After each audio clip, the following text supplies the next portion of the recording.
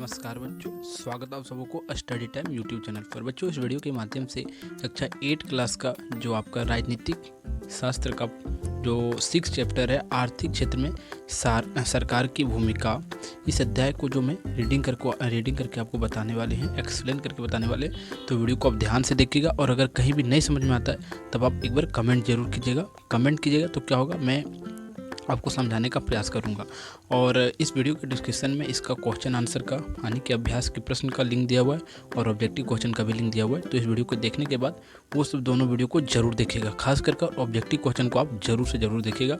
Objective question बनाने में हमें बहुत मेहनत लगा, क्योंकि आपके अध्याय के अंदर जितने भी ऑब्जेक्टिव क्वेश्चन थे सभी को मैंने जो सो छाट कर बनाया। ठीक है, तो चलिए देखते हैं कि अध्याय से हमें क्या सीख मिलता है। ठीक है, देखिए क्या कहा जाता है आर्थिक क्षेत्र में सरकार की भूमिका। यानी कि आर्थिक क्या होता है, आर्थिक यानी कि जैसे कि हमारा जैसे आप किसी से सुने होंगे कि उसका आर्थिक स्थिति खराब है, यानी कि उसके पास पैसा वो कम कमाता है, ये हो सकता है।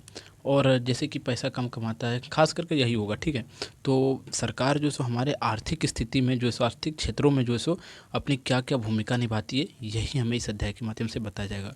तो समझिएगा, कहा जाता है आप पिछले कक्षाओं में अध्ययन आजीविका एवं बाजार के अंतर्गत विभिन्न गतिविधियों के बारे में पढ़ चुका है। देखिए, हमने पिछले कक्षा में जो सो आपको पढ़ाया था क्लास 7 में।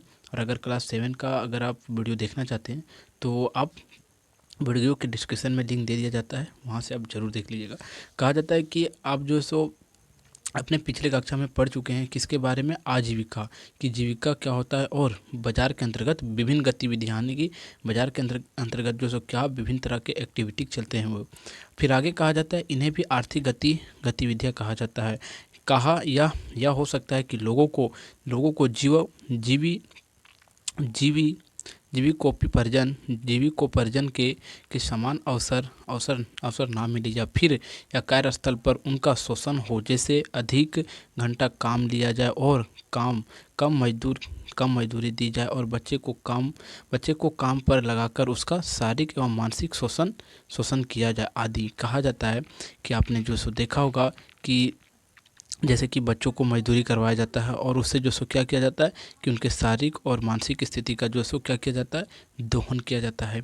ये सब जो सो क्या है, आपने बाजारों की गतिविधियों को देखा होगा। फिर आगे कहा जाता है इस प्रकार बाजार में उपभोक्ताओं के साथ भी कई तरह की ज्यादती हो सकती है और व्यापारी ज़्यादा मुनाफा कमाने के लिए वस्तु को वास्तविक से अधिक कीमत वसूलता है। कहने का अर्थ ये बनता है कि जो व्यापारी सब होते हैं वह क्या करते हैं, जैसे कि कोई भी वस्तु का मूल्य अगर 5 रुपया होता है, अगर उसका डिमांड बढ़ जाता है तो उसका 50 रुपया वो कर देते हैं। ठीक है, इस प्रकार से होता है। अब इसके बारे में अगर आप नहीं समझें तो हम अभी आपको समझाते हैं। जैसे देखिए, अगर आप मार्केट गए, बाजार गए, ठीक है, अगर वहाँ मान लीजिए कि आलू का दुकान है और आलू का दुकान में सिर्फ एक ही जो सो दुकानदार आलू बेच रहा है और पूरा मार्केट में एक ही दुकानदार बेच रहा है और लेने वाला व्यक्ति जो सो बहुत ज़्यादा है, तो आलू 20 रुपये केजी है। तो अगर देखेगा कि भीड़ अगर अधिक बढ़ जाता है, आलू लेने के लिए लोग टूट पड़ते हैं, तो क्या करेगा, अपने मन से वह जो सो आलू का दाम लगा देगा। जो आलू 20 रुपया था वो 50 रुपये केजी के हिसाब से वह बेच सकता है। तो वही होता है कि अपने मन मर्जी के हिसाब से वो क्या करते हैं, दाम बढ़ा घटा कर जो सो, घटाते तो कम है, बढ़ा कर जो सो क्या करते हैं, हम लोग से मुनाफा कमा लेते हैं। ठीक है, फिर आगे कहा जाता है कि वसूल कर फिर वस्तु में मिलावट कर देते हैं और वस्तु में क्या कर देते हैं, मिलावट कर देते हैं और जमाखोरी कर बाजार से वस्तुओं की आपूर्ति में आभासी कमी भी की जा सकती है, जिससे कीमत में, और आगे कहा जाता है जिससे कीमत में बेतहास वृद्धि की संभावना हो सकती है। अतः इन परिस्थितियों में जनता की सुरक्षा के लिए सरकार कानून बनाकर आर्थिक गतिविधि पर नियंत्रण स्थापित करता है। और सही बात है, यही सब जो कारण से, यानी कि व्यापारी जो होते हैं वो अपने मन से जो मनमर्जी से किसी भी वस्तु का मूल्य फिक्स करते हैं, इन्हीं पर जो सो सरकार क्या करते हैं, उन पर कानून लगाकर जो सो आर्थिक गतिविधियों को क्या करते हैं, नियंत्रण करने का प्रयास करते हैं। आगे कहा जाता है इसके अलावा सार्वजनिक सुविधा को आम जनता तक उपलब्ध कराने की जिम्मेवारी भी सरकार की होती है। और सरकार की क्या जिम्मेवारी होती है कि जो हमारा सार्वजनिक चीज़ है, जैसे कि सार्वजनिक चीज़ अस्पताल हो गया, जैसे कि वहाँ जो हमें सुविधा मिलता है, अस्पताल और रेलवे, ये सब जो सो हमें क्या सार्वजनिक चीज़ है। ठीक है, तो हमें वो सब सुविधा भी सरकार के द्वारा ही प्राप्त होता है।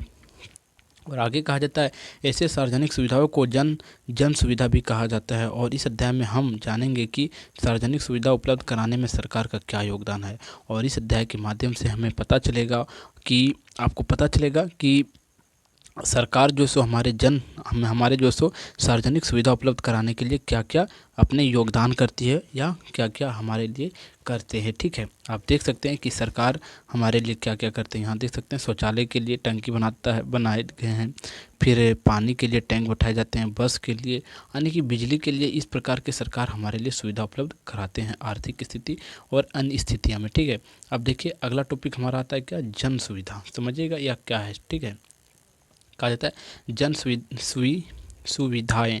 कहा जाता है देश के विकास एवं लोगों के जीवन स्तर उन्नत बनाने के लिए कुछ सुविधाएं अनिवार्य होती है, यानी कि जरूरी होती है। देखिए हमारे विकास के लिए और पूरा देश के विकास के लिए और समाज के विकास के लिए कुछ ऐसी आवश्यकताएं होती है, जो कुछ ऐसी सुविधाएं होती हैं जो अनिवार्य होती हैं। जैसे कि आधारभूत संरचना, यातायात, संचार, बिजली, शिक्षा, स्वच्छता, पेयजल एवं स्वच्छता एवं सार्वजनिक सुरक्षा और आजीविका के उपयुक्त अवसर इत्यादि ऐसे ही सुविधा हैं। कहने का अर्थ ये बनता है कि हमें जो सो हमारे समाज को आगे बढ़ाने के लिए और हमें आर्थिक स्थिति को अच्छा करने के लिए हमें जो सो कुछ ऐसी सुविधाएं की ज़रूरत पड़ती है जो कि उसमें सरकार को अपने योगदान अधिक देती है। जैसे कि हमारे स्वास्थ्य का, फिर यातायात का, संचार का, बिजली का, ये सब जो सो हमारे समाज में जो सो अधिक से अधिक मतलब दिया जाता है, सरकार देते हैं। क्योंकि अगर आप स्वस्थ ही नहीं रहेंगे, अच्छा ही नहीं रहेंगे, बीमार पड़ते रहेंगे तो को काम कर नहीं पाएंगे। ठीक है, तो सरकार ये सब पर ज़्यादा से ज़्यादा ध्यान देती है। फिर आगे कहा जाता है इन्हें ही सार्वजनिक सुविधा का जन सुविधा कहा जाता है। और किसी सुविधाजनक की यह महत्वपूर्ण विशेषता होती है कि एक बार निर्माण हो जाने के बाद उसका इस्तेमाल एक से अधिक लोगों के हित में होता है। सही बात है। जैसे एक बार कहीं हॉस्पिटल बन जाता है तो ऐसा नहीं है कि आने वाला पीढ़ी के लिए वो फ़ायदा नहीं है। एक बार बन जाता है तो क्या होता है कि आने वाली पीढ़ी के लिए सबके लिए जो है फ़ायदेमंद हो जाता है, जो एक बार हो जाता है वो। जैसे कि समझिएगा कहीं अगर रेलवे स्टेशन बन जाता है तो अभी जो प्रेजेंट में है, वर्तमान में, वो लोग तो उससे सुविधा उठाते ही हैं। लेकिन आने वाले जो लोग होते हैं, आने वाली जो पीढ़ी होती है, वो भी जो सो क्या करती है, वो रेलवे स्टेशन या कुछ भी हो सकता है उस जगह पर उसकी सुविधा उठाती है। ठीक है, अब आगे कहा जाता है कि देखिए उदाहरण के लिए किसी स्कूल तथा अस्पताल में एक साथ बहुत से लोग को क्रमशः शिक्षा एवं स्वच्छता की लाभ मिलती है। ठीक है, स्कूल हो गया, कॉलेज हो गया, अस्पताल हो गया, वहाँ क्या होता है कि आने वाली पीढ़ी और जो अभी प्रेजेंट में वो सबको भी क्या होता है, वहाँ से सुविधाएं मिलती है। फिर आगे कहा जाता है बिजली की आपूर्ति से बहुत सारे लोग लाभ लेते हैं और किसानों को अपने खेत की सिंचाई के लिए पंप सेट चलाने की सुविधा होती है। और लोग बिजली से चलने वाले छोटे मोटे घरेलू उद्योग धंधे से चला सकते हैं। और विद्यार्थियों की पढ़ाई लिखाई में आसानी की जाती है। अतः किसी न किसी तरीके से गांव के अधिक संख्या लोग को फायदा होता है। उसी तरह सड़क के निर्माण से भी लोगों को अनेक लाभ मिलते हैं। कहा जाता है कि अगर हमारे राज्य में या हमारे गांव में कहीं भी अगर किसी प्रकार का अगर विकास होता है तो हमें बहुत ही फ़ायदा मिलता है, बहुत ही फ़ायदा होता है। और हमें और आने वाले पीढ़ी के लिए भी बहुत फ़ायदा होता है। जैसे कहीं स्कूल बन जाता है हमारे गांव में तो क्या होता है कि हमारे जो बच्चे हैं वो पढ़ लेंगे, लेकिन आने वाले जो बच्चे हैं वो भी जो आने की जो भविष्य में आएंगे वो भी जो पढ़ लेंगे।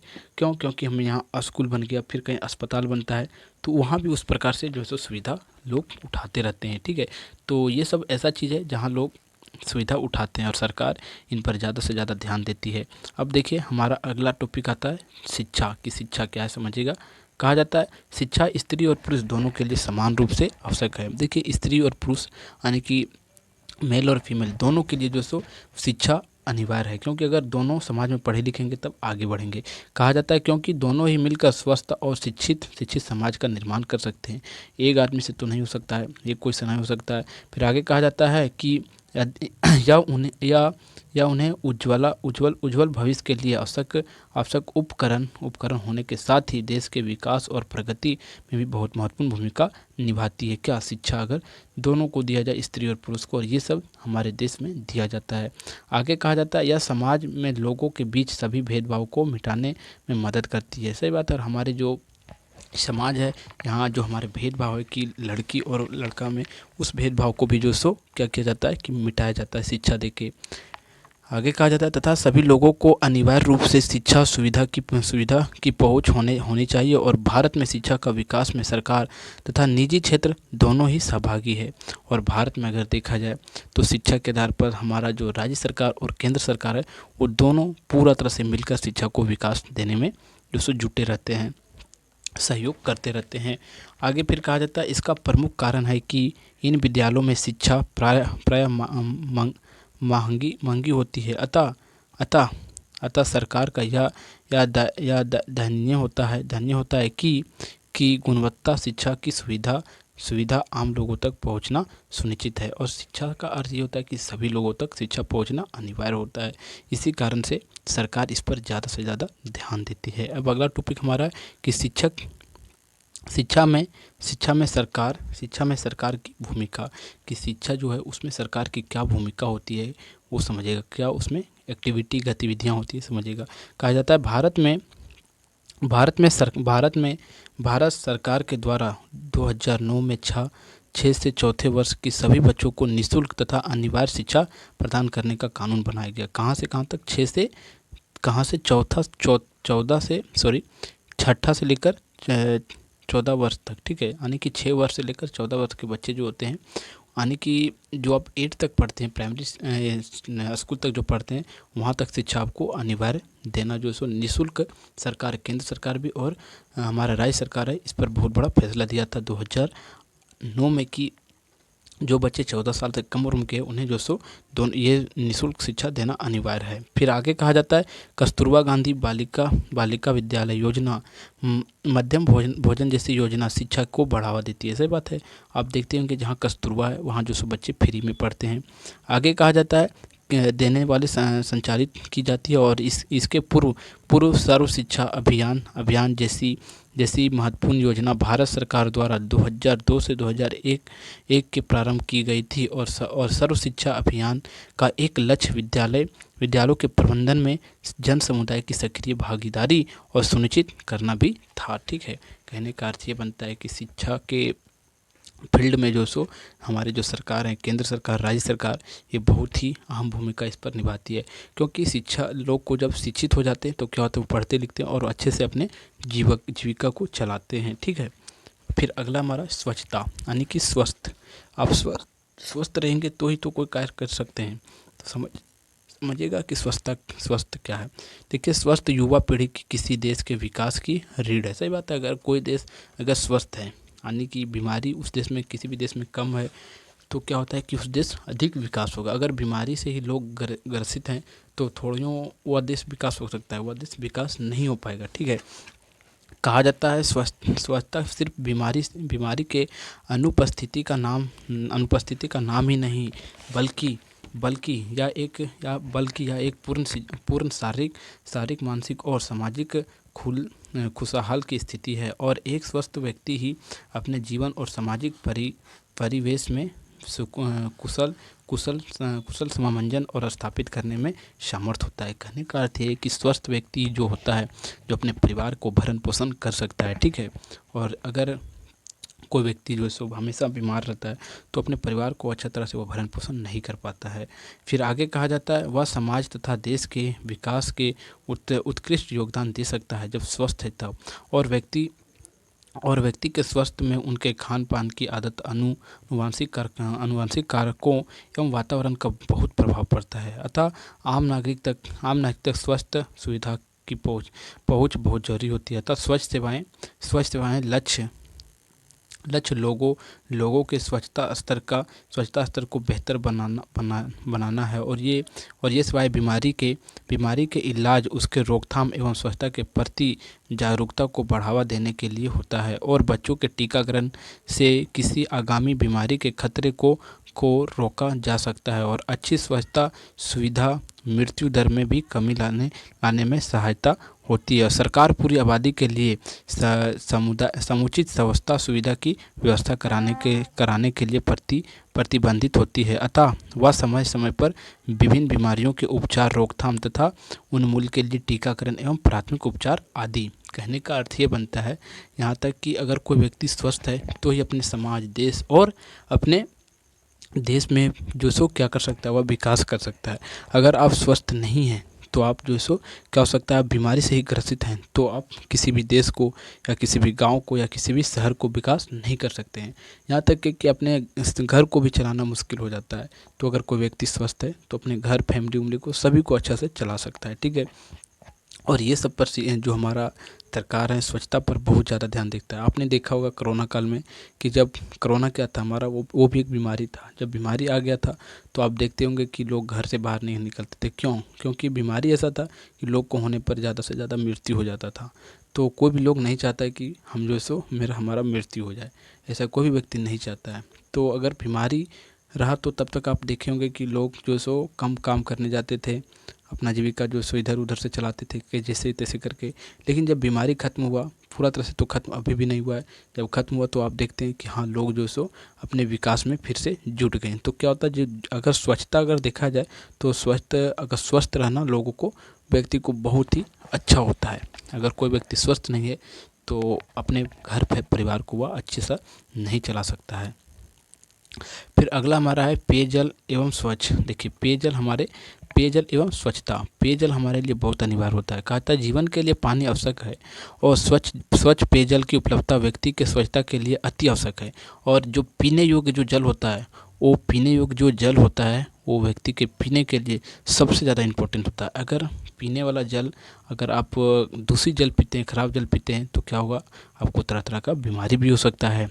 और समझिएगा, अगर सदूषित जल पीते हैं तो सदूषित पानी में दस्त, पेचिश और हैजा आदि संक्रमण बीमारियों फैलने का डर होता है। और भारत में दूषित पानी के कारण प्रतिदिन अगर देखा जाए तो 1600 व्यक्ति क्या होते हैं, मृत्यु हो जाता है। 1600 व्यक्ति को मृत्यु हो जाता है दूषित जल पीने से।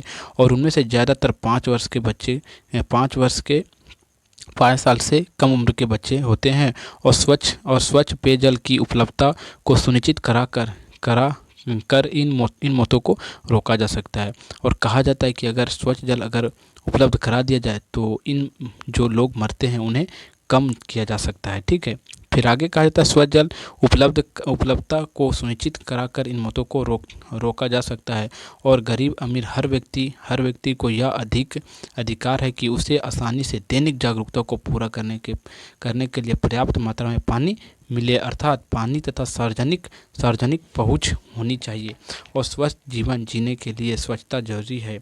और स्वच्छता अपनाने से व्यक्ति रोगाणु मुक्त रहता है। कहने का अर्थ ये बनता है कि जब किसी व्यक्ति स्वस्थ हो जाता है तो वह रोगों से मुक्त हो जाता है। यानी कि जो हमारा पीने वाला जो जल है, पेयजल, वो बहुत ही निर्भर करता है कि अगर आप किस प्रकार का जल पीते हैं। अगर आप खराब जल पीते हैं तो क्या होगा कि आपको बीमारी अधिक फैलने का संभावना होगा। जैसे कि बीमारी फैलेगा, हैजा हो सकता है, आपको डायरिया हो सकता है, ये सब बीमारी ज़्यादा होने की संभावना हो जाती है। तो अगर आपको ये सब बीमारी से बचना है तो अच्छा से अच्छा जल पीजिएगा। ठीक है, नहीं तो आपको अनेक प्रकार की बीमारी उत्पन्न हो सकती है।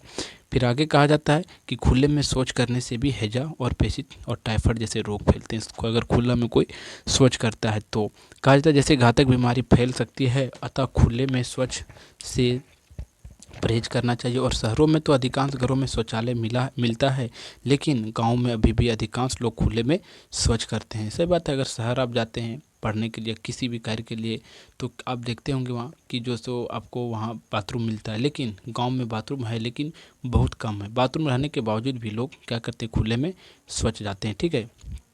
तो शौचालय का उपयोग ज़्यादा से ज़्यादा लोगों को करना चाहिए, क्योंकि अगर शौचालय का उपयोग नहीं करते हैं तो अनेक प्रकार की बीमारियां होती हैं, जैसे कि पेचिश हो सकता है, हैजा और टाइफाइड। ये सब बीमारी जो सो हमें कैसे उत्पन्न होता है, हमें जो सो स्वच्छता अगर खुले में करते हैं तो ज़्यादा बीमारी ये सब उत्पन्न होता है। और आगे कहा जाता है इसका कारण गरीबी एवं स्वच्छता के प्रति जागरूकता का अभाव है। सही बात है, अगर उन लोग जो व्यक्ति अमीर होते हैं वो अपने घरों में, गाँव में भी देखते होंगे, अपने घरों में वो शौचालय बाथरूम बनाते हैं। लेकिन जो व्यक्ति गरीब होते हैं वह घरों में बाथरूम अर्थात शौचालय नहीं बना पाते हैं। और कहा जाता है कहा जाता है सुदूर ग्रामीण में अभी भी कहीं लोग पानी के लिए प्राकृतिक स्रोत व निजी कुओं पर आदि पर निर्भर होते हैं। और शहरों में जल आपूर्ति पाइपलाइन के जरिए किया जाता है और गांव में ऐसा नहीं है। अगर प्राकृतिक जल या कुएं का जल जो होता है उस पर निर्भर हम लोग होते हैं, लेकिन शहर में पाइपलाइन के द्वारा पानी मिलता है। आगे कहा जाता है इसके लिए शहर के निकट की नदियाँ, जो शहर के निकट की नदियाँ जो होती है, निकट की नदियाँ को बांध बनाकर डैम बनाया जाता है। और बरसात के दिनों में इन जलाशय में, यानी कि जो डैम होता है, डैम को जलाशय कहा जाता है, और पानी को एकत्र कर दिया जाता है और इसका शोधन करके इसे पीने योग्य पानी बना दिया जाता है, ब्लीचिंग पाउडर लन फन केमिकल दे के। और जो सो वह पीने योग्य जब पानी हो जाता है, फिर शहरों में पाइप के माध्यम से उस पानी को भेजा जाता है और उसी को लोग पीते हैं। ठीक है, यानी कि जो उसमें खराब बैक्टीरिया होते हैं उसे मार दिया जाता है केमिकल देके। ठीक है, आगे फिर कहा जाता है पिछले कुछ वर्षों में शहरों की आबादी में बेतहाशा वृद्धि हुई है। सही बात, अगर पिछले कुछ सालों में देखा जाए तो हमारे जो आबादी है उसमें बहुत ज़्यादा वृद्धि हुआ है।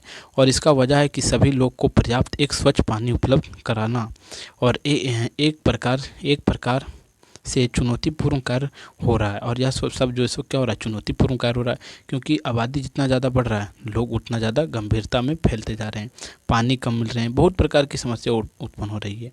आगे कहा जाता है बड़े शहरों में गर्मी के मौसम में पानी की उपलब्धता सुगमता से नहीं हो पाती है। बड़े बड़े शहर में अगर गर्मी का मौसम में देखा जाए तो पानी अच्छा तरह से नहीं मिल पाती है और कई बार गर्मियों में पेयजल का संकट उत्पन्न होने पर टैंकरों से लोग को पानी आपूर्ति किया जाता है।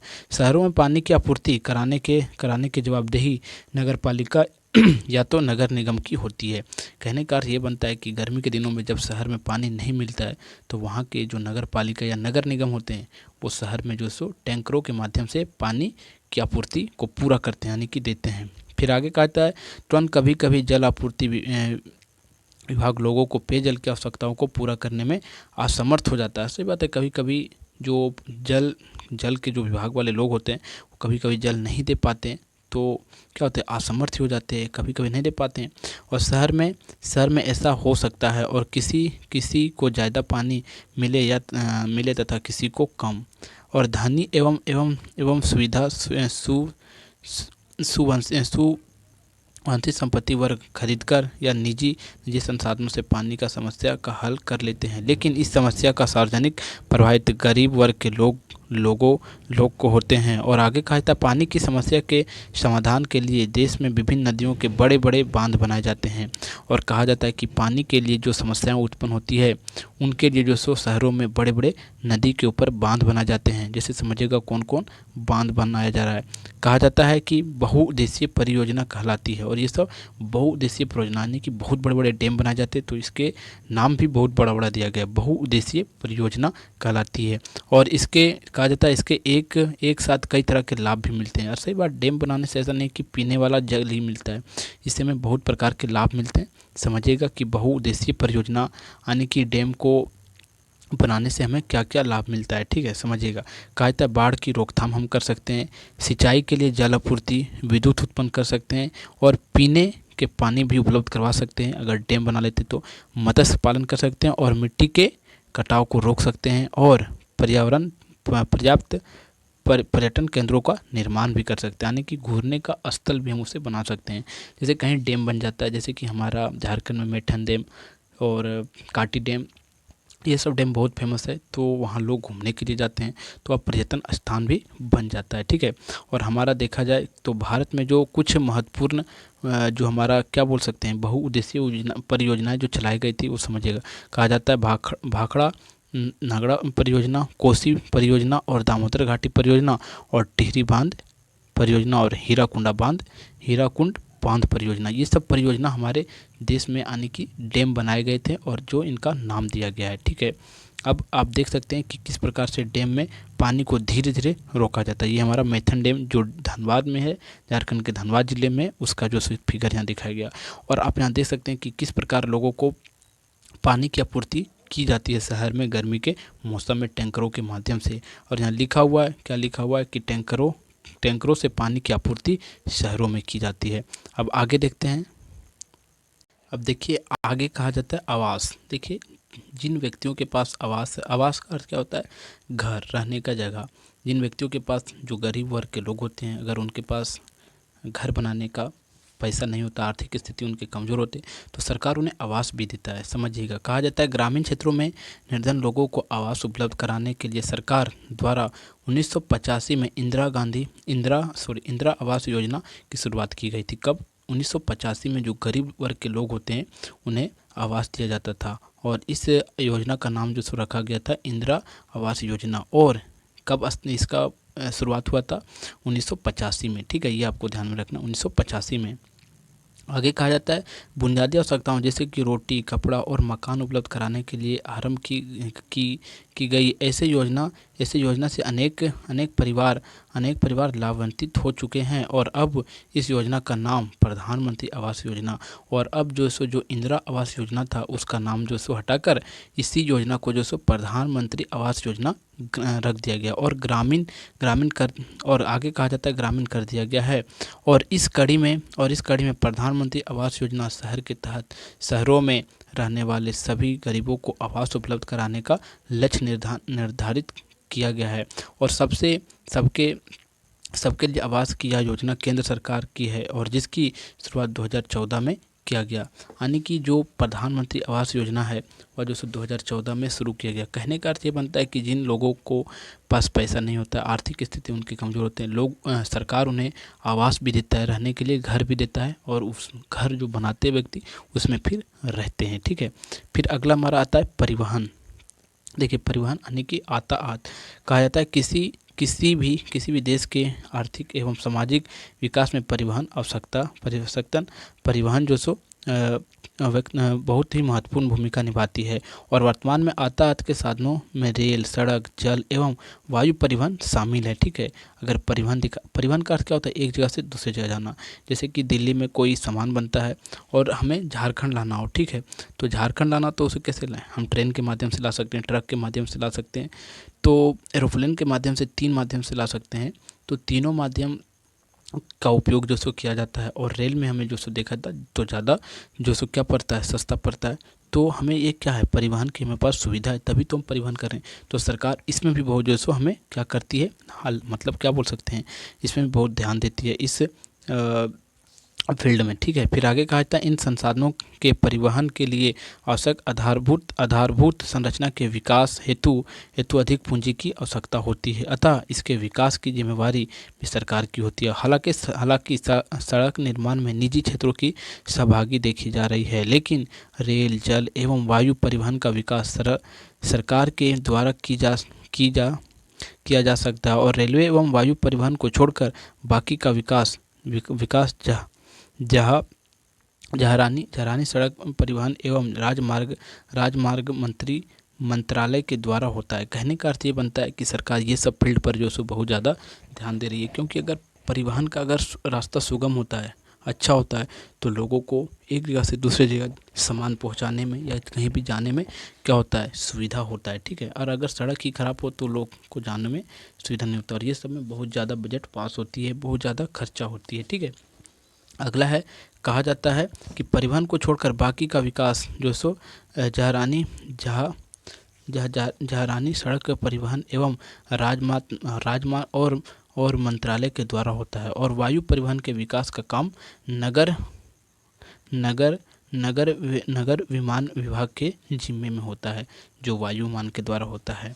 और आप देख सकते हैं यहाँ क्या लिखा हुआ है, इस फिगर में क्या कहा जाता है, समझिएगा कि रांची नगर निगम के द्वारा सार्वजनिक निजी भागीदारी प्रणाली के तहत सिटी बस का परिवहन, यानी कि बस चला गया। अभी आपके गांव में, शहर में चलता होगा मुख्यमंत्री ग्रामीण बस। तो वह सरकार उस बस को क्या करती है कि हाफ दाम में, आधा दाम में वो गाड़ी को चलाती है। ठीक है, आधा दाम में उस गाड़ी को चलाती है, और उसमें हमें जो भाड़ा होता है उनका, यानी कि एक जगह से दूसरी जगह जाने का जो खर्च होता है वो हमें कम देना पड़ता है। ठीक है, तो इस प्रकार से होता है। अब आगे देखते हैं, कहा जाता है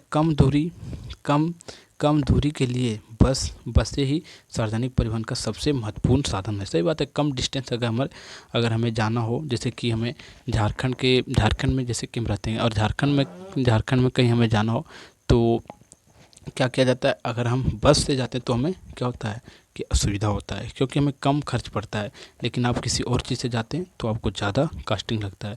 और आगे कहा जाता है ज़्यादातर कामकाज लोग बसों से ही यात्रा करते हैं। और आगे कहा जाता है इन बसों का परिवहन प्रायः निजी व्यक्तियों के द्वारा होता है, और कुछ शहरों में सरकार द्वारा भी बसों का परिवहन किया जा रहा है, परिचालन किया जा रहा है। और कहीं कहीं सरकार निजी लोगों के साथ साझेदारी से सड़क परिवहन की सुविधा उपलब्ध कराती है। और तेज़ी से ही शहरी शहरीकरण के कारण शहरी में सार्वजनिक बस प्रणाली ज़रूरत के हिसाब से कम कम साबित हो रही है। और दिल्ली एवं मुंबई, आगे कहा जाता है दिल्ली एवं मुंबई में, जैसे कि महानगरों में दिल्ली और मुंबई महानगर कहलाते हैं, में सरकार के द्वारा मेट्रो रेल परियोजना के रूप में एक महत्वाकांक्षी योजना शुरू की गई है।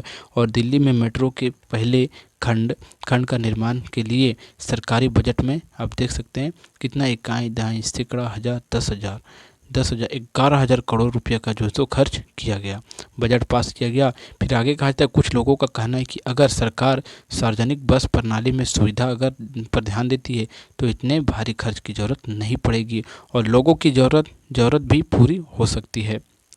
और आप देख सकते हैं कि दिल्ली और जो हमारा महानगर मुंबई है, वहाँ इस प्रकार से मेट्रो चलाई जाती है, जो कि कहीं कहीं मेट्रो धरती के अंदर चलता है और कहीं कहीं धरती के बाहर चलता है। ठीक है, तो आप देख सकते हैं मेट्रो में बहुत खर्च पड़ता है बनाने में सरकार को। तो ये सब भी परिवहन का क्या है, साधन है।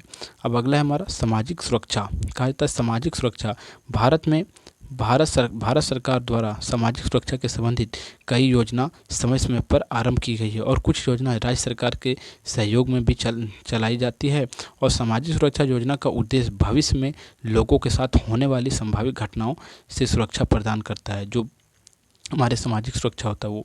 और संगठित क्षेत्रों में कार्यरत और कर्मियों के लिए भविष्य निधि योजना सामाजिक सुरक्षा योजना का ही एक अंग होता है। ठीक है, और योजना का आप नाम देख सकते हैं, अटल पेंशन योजना, प्रधान सुरक्षा बीमा योजना, प्रधानमंत्री सुरक्षा योजना, और प्रधानमंत्री जीवन ज्योति योजना और सुकन्या योजना।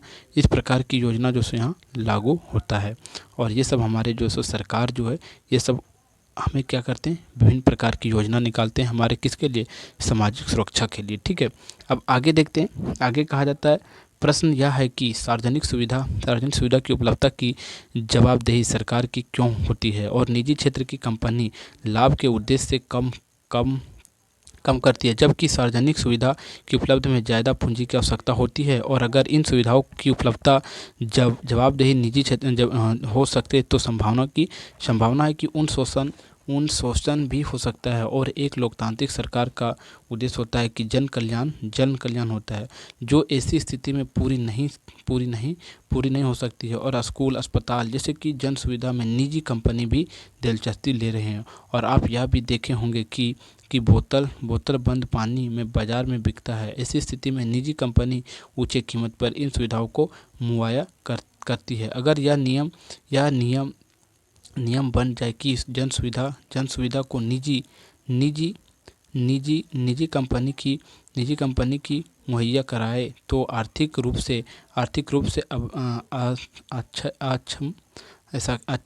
अक्षम लोग जीवित जीवन व्यतीत नहीं कर सकते, और इन सुविधा का संबंध लोगों के मूलभूत सुविधाएं से होता है। और अतः किसी आधुनिक समाज के लिए यह जरूरी है कि लोगों की मूलभूत आवश्यकताओं की पूर्ति हो सकता है। यानी कि कहने का अर्थ ये बनता है सरकार का कि अगर आप स्वस्थ हैं तो हमारे समाज के लिए अधिक कार्य कर सकते हैं। और किसी प्रकार का अगर लोगों की जो होती है, क्या होती है, जैसे कि सार्वजनिक सुरक्षा, ये सब सुरक्षा जो सरकार पर खासकर ज़्यादा जाता है। ठीक है, अब अगला हम देखते हैं। देखिए आगे हमें कहा जाता है कि सरकार की जन सुविधा के लिए पैसा कहाँ से आता है, कि जो सरकार है वो हमारे सुरक्षा के लिए, हमारे समाज की सुरक्षा के लिए, हमारे देश की सुरक्षा के लिए, राज्य की सुरक्षा के लिए और विकास के लिए पैसा कहाँ से लाता है। कहा जाता है आप हर साल सुनते होंगे कि सरकार ने संसद में बजट पेश किया, और बजट के जरिए सरकार अपने मुनाफे नुकसान या ब्यूरो पेश करती है। और इसमें सरकार विगत साल से खर्च